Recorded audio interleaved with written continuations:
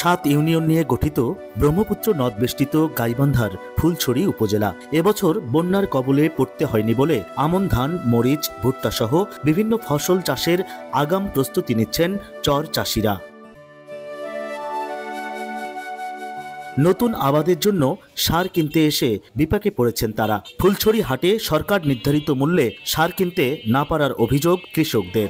বেশি দামে সার কিনলেও দেয়া হচ্ছে না কোনো বিক্রয় রসিদ। 50 কেজির প্রতিটি ইউরিয়া সারের বস্তার দাম রাখা হচ্ছে 1500 টাকা, সাথে এরকম একটি উর্বর দস্তা সারের প্যাকেট নিতে বাধ্য করা হচ্ছে কৃষকদের, এরকম অভিযোগ করছেন কৃষকরা। সার চেতেছি, সার সাথে উর্বর সার প্যাকেট নিতে বলতেছে, তা আমি উর্বর সার নিয়ে কি করবো? আমার ইউরিয়া সারের দরকার। কিছু সংখ্যক সার আছে, দামটা রেটটা একটু বেশি, এর কারণে বারবার ঘুরে যেতে হইতেছে আমাদের। 3-8 দিন আমি ঘুরে যাচ্ছি, খালি 1500 টাকা বস্তা, 1500 টাকা বস্তা।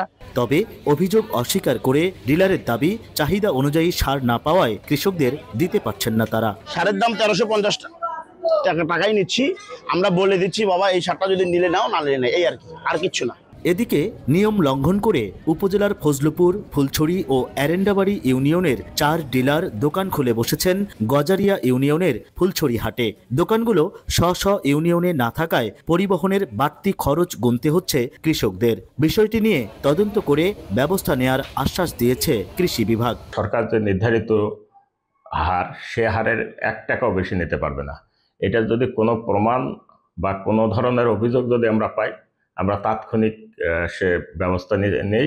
কৃষি বিভাগ জানাচ্ছে, সেপ্টেম্বরে ফুলছড়ি উপজেলায় 356 metric ton urea, 40 metric ton TSP, 100 metric ton MOP ও 100 মেট্রিক টন ডিএপি সার বরাদ্দ করা হয়েছে।